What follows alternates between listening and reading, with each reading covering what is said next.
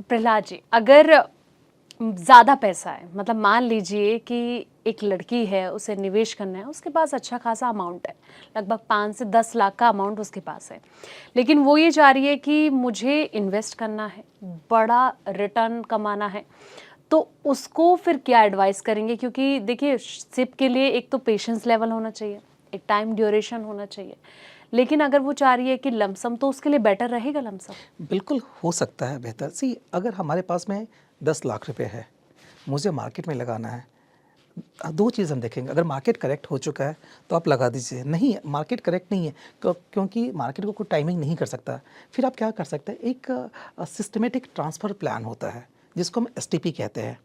उसमें कि आज हमने 10 लाख रुपए इकट्ठा डेट फंड में डाल दिया।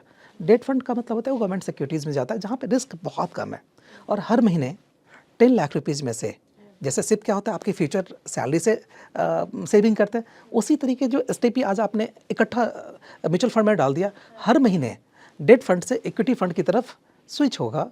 हर महीने जैसे 10 लाख रुपये आज डाल दिया, और हमने ये उनको एडवाइस डाल दिया कि भैया आप हर महीने 50,000 रुपये मेरे डेट फंड से आप इक्विटी फंड में डालते रहो, तो it's like a SIP also. अगर आप देखें तो इस सिप की तरह ही काम करेगा, बट वहाँ पे रिस्क बहुत कम हो जाएगा और अच्छे रिटर्न की गुंजाइश है।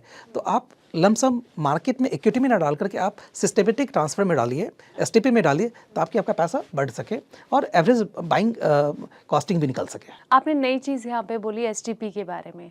मुझे लगता है शायद इस वक्त जो हमें व्यूअर्स देख रहे होंगे, कई लोगों को इसके बारे में पता होगा, कई लोगों को इसके बारे में नहीं पता होगा। तो मैं चाहूँगी एक बार थोड़ा उनको भी ज़रा क्लियर कर दें कि ये क्या होता है? एसटीपी आप मार्केट में इन्वेस्ट करते हैं, मार्केट में आप 2 तरीके से इन्वेस्ट कर सकते हैं। पहला कि आप डायरेक्ट जाइए इक्विटी मार्केट में इन्वेस्ट कर दीजिए। हाँ। मार्केट के किसी भी लेवल पे आपको पता नहीं कि मार्केट यहाँ से ऊपर जाएगा, नीचे जाएगा। आपने आज पैसा सारा का सारा पैसा डाल दिया, अगर मार्केट वहाँ से ऊपर जाएगा तो आपके पैसे बनेंगे, लेकिन अगर मार्केट टूट गया, करेक्ट हो गया, तो पैसे आपकी वैल्यू तो कम हो जाएगी ना। तो उस निवेश को बचाने के लिए, उस पूंजी को बचाने के लिए आप क्या कर सकते हैं, आप थोड़ी सी स्मार्ट इन्वेस्टमेंट कर सकते हैं कि हमें तो आज सारा का सारा पैसा मार्केट में लगाना ही है, तो हम इकट्ठा सारा का सारा इक्विटी में ना लगा करके हम डेट में पार्क कर देते हैं। It's like a parking fund, जहाँ पे हमने पार्क कर दिया पैसा, और हर महीने वहाँ से पैसा इक्विटी में जा रहा है। इट मीन्स अगर मार्केट टूटेगा भी ना तो 50,000 पे ही रिस्क है आपका। हाँ। राइट। अगर मार्केट टूटेगा तो नेक्स्ट मंथ में फिर 50,000 रुपये वहाँ से इन्वेस्ट होगा, तो नीचे का आपको यूनिट ज़्यादा मिल जाएगा, यानी आप सेल में आप खरीद रहे हो। हाँ। यानी अगर इस महीने आपने इस लेवल पे मार्केट पे पैसा इन्वेस्ट किया है, कल को मार्केट यहाँ पे भी जाता है, तो जो आपने एसटीपी में पार्क कर रखा है पैसा, तो इस लेवल का आपको एनएफवी मिलेगा, तो आपकी एवरेज बाइंग कॉस्टिंग निकल जाएगी। उससे ये फ़ायदा होगा कि नंबर ऑफ यूनिट्स आपको ज़्यादा मिल जाएगा एंड मार्केट का बेनिफिट मिल जाएगा। बिल्कुल। आप ही खुद ये एक्सपर्ट हैं, तो मैं आपसे ही जानना चाहूँगी कि आपकी ये इन्वेस्टमेंट स्ट्रैटेजी क्या है? मतलब आप अपने अगर सेंस में लेके चले तो आप क्या बेहतर मानेंगे? जैसे कि एसआईपी को लेकर हम बात करते रहते हैं अक्सर, और एडवाइस भी आप करते हैं, बहुत सारे ज्ञान आप हमारे व्यूअर्स को देते हैं, तो आप एज़ अ एक्सपर्ट के तौर पर क्या सजेशन देना चाहेंगे? इन्वेस्टमेंट जब भी आप करें तो सबसे पहले आपके पास में होना चाहिए कि हमारा लाइफ का माइलस्टोन है क्या, हमें क्यों इन्वेस्ट करना है। जब तक क्यों नहीं पता होगा ना, तो आप इन्वेस्टमेंट नहीं कर पाएंगे। ऐसा देखा गया अमूमन कि लोग 2 साल के लिए इन्वेस्ट करते हैं और गलत फंड चूज़ कर लेता है, वो स्मॉल कैप फंड चूज़ कर लिया, जो कि बहुत रिस्की होता है। हो सकता है कि वो 2 ईयर्स में आपको रिटर्न दे भी जाए, लेकिन चांसेस है आपके कैपिटल में से पैसा नुकसान भी हो जाएगा। तो ऑलवेज सबसे पहले स्ट्रेटजी बनाइए कि आपका पर्पस क्या है, फिर उस पर्पस को आप प्रोसेस के साथ जोड़िए, फिर लास्ट में आपको पे ऑफ मिलेगा कि अगर मुझे आज 10 साल की इन्वेस्ट करना है, कि इसी मार्केट को आप टाइमिंग नहीं कर सकते। मार्केट को टाइमिंग तभी कर सकते जब आप मार्केट में इन्वेस्टेड है। आप लॉन्ग टर्म प्लानिंग कीजिए, क्योंकि पैसे की ज़रूरत ना लॉन्ग टर्म में ज़्यादा होती है। शॉर्ट टर्म में क्या है कि आपकी जो भी मंथली एक्सपेंसेस है उसका टेक केयर तो आपके इनकम से हो ही जाता है। पैसे की ज़रूरत कब पड़ेगी? जब बच्चे स्कूल जाएंगे, जब कॉलेज में जाएंगे, अपने रिटायरमेंट के लिए, अपने घर के लिए, तो फिर आपको चाहिए, उसमें आपको एक कॉर्पस चाहिए होगा। तो जब भी आप स्ट्रेटजी बनाएं तो सबसे पहले ये देखें कि पर्पस क्या है आपका इन्वेस्ट करने का। अमूमन ऐसा देखा गया कि लोग 2 साल 3 साल 4 साल में एग्जिट कर जाते हैं मार्केट से।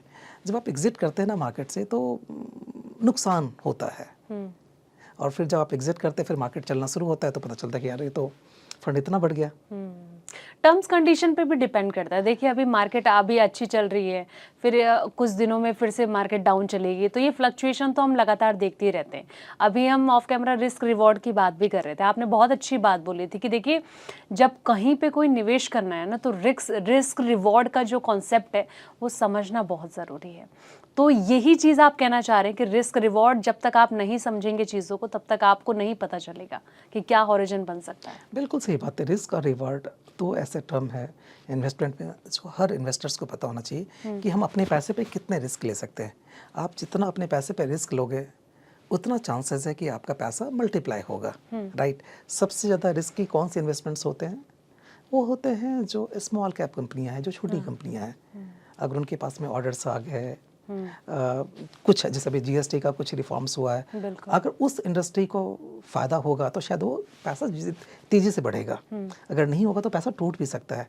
तो सबसे पहले स्ट्रेटजी बनाइए, रिस्क एंड रिवॉर्ड देखिए कि हम अपने पैसे पे कितने रिस्क ले सकते हैं। और मुझे लगता है कि यंग एज में आपको अपने पैसे पे रिस्क लेना चाहिए। क्यों लेना चाहिए? क्योंकि आपके पास में टाइम बहुत ज़्यादा है।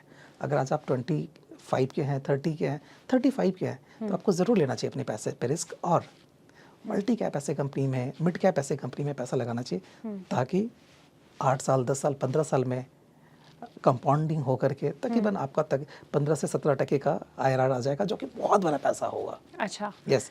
अगर आप 50 प्लस के तो थोड़े से आप अपने पैसे पे कम रिस्क ले सकते हैं। क्यों ले सकते हैं? क्योंकि आपको लगता है कि 5 साल के बाद, 10 साल के बाद मेरी रिटायरमेंट होने वाली है, तो आप फिर आप थोड़े से बैलेंस फंड की तरफ जाइए या डेट फंड की तरफ जाइए।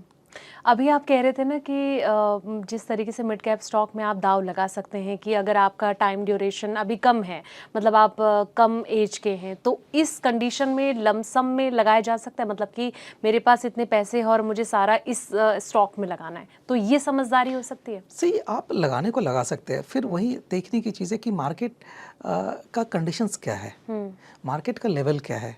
अगर हम देखें, अगर मार्केट टूट चुका है, करेक्टेड है, तो आप लगा सकते हैं। हो सकता है कि अगर आपको 100 रुपये लगाने हो तो आप 20 रुपये अभी लगाइए, फिर वेट कीजिए। अगर थोड़े से और करेक्ट होता है तो 20 रुपये और लगा दीजिए। ऐसे करते करते करते आप 4 बार 5 बार अपने पैसे को इन्वेस्ट कर सकते हैं मार्केट में। उससे ये फ़ायदा होगा कि आपकी एवरेज रुपी कॉस्ट निकल जाएगी और फ्यूचर के लिए फिर फ़ायदा होगा आपका, कॉर्पस अच्छा बनेगा। प्रहलाद जी, अगर मैं रिटर्न की बात करूं, देखिए कोई निवेश करता है तो रिटर्न सबसे पहले, अब दुकान में भी जाते हैं तो हम पहले बेनिफिट पूछते हैं ना कि अगर हमें ये चीज़ खरीदनी है तो इसके फ़ायदे क्या क्या है। तो मैं रिटर्न पे अगर आना चाहूँ तो इन दोनों में से रिटर्न कहाँ पर ज़्यादा बन सकता है, क्या थंब रूल है इसका? सी, अगर मैं लमसम की बात करूँ या सिप की बात करूँ, तो एक स्ट्रेटजी है जिसको हाइब्रिड स्ट्रेटजी कहते हैं।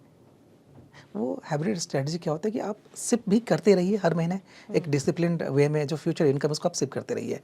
और जब लगता है कि मार्केट करेक्ट हुआ है, मार्केट टूट चुका है या करेक्शंस हुए हैं, तो आपके पास जो पैसे पड़े हुए हैं आप उसमें लमसम इन्वेस्ट कर दीजिए, जिससे एक तो एवरेज रुपी कॉस्ट आ जाएगी, प्लस नीचे की मार्केट के भी नीचे का भी बेनिफिट आपको मिल जाएगा। तो इस हाइब्रिड स्ट्रेटजी में ना आपको ज़्यादा फ़ायदा मिलेगा। तो दोनों ये जो हाइब्रिड स्ट्रेटजी है, इसको बिल्कुल हमें यूज़ करना चाहिए।